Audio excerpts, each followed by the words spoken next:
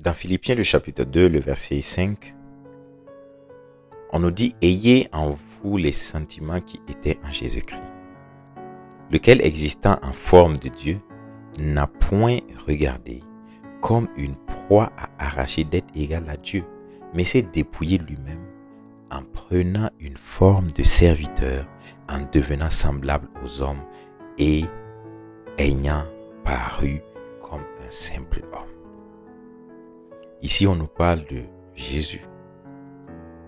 Jésus qui était dans la gloire du Père, assis avec des anges autour de lui. Assis avec des anges autour de lui. Les anges le servant en dehors du temps. Les anges qui sont prosternés devant lui en dehors du temps. Qui l'adorent, qui chantent des cantiques dépouillés de tout orgueil.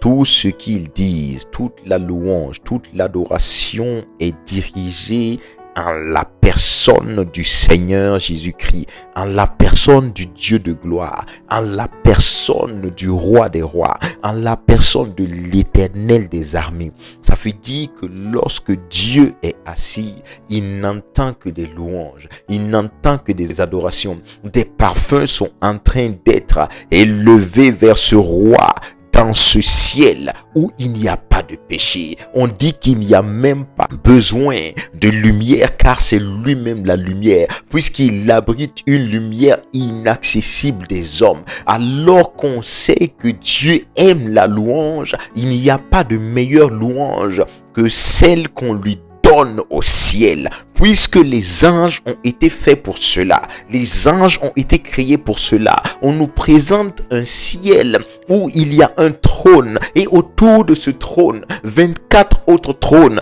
et de ces 24 autres trônes sont assis 24 vieillards qui se prosternent, oh oui, n'étant point soumis au temps pour adorer le Seigneur des Seigneurs.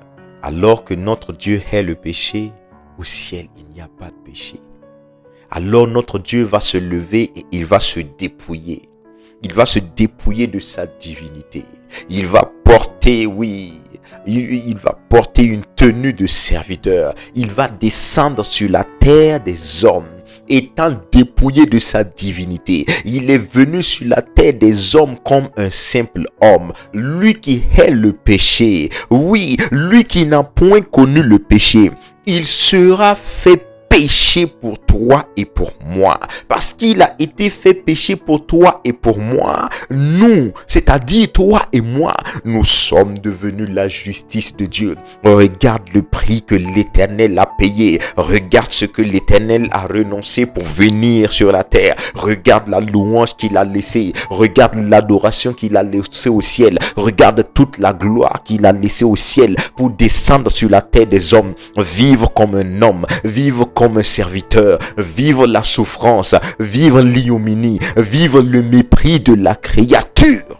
La créature commence à mépriser le Créateur, juste parce qu'il a besoin que toi et moi, nous soyons de nouveau réconciliés avec le Père. Jésus a payé un prix. Jésus a renoncé à un confort. Jésus a renoncé à quelque chose que toi et moi, nous ne pouvons pas croire et imaginer. Même s'il nous le présentait, nous n'allions pas pouvoir comprendre le sacrifice qui a été payé. Alors, à chaque fois que l'orgueil veut prendre le dessus, sache que Jésus a quitté une gloire plus excellente que la tienne. Sache que Jésus a quitté un trône plus excellent que le tien. Sache que Jésus a abandonné un milieu plus sécurisant que le tien pour venir afin de réconcilier les hommes avec Dieu. Alors toi, homme, qui es-tu pour ne pas te mettre sur le chemin?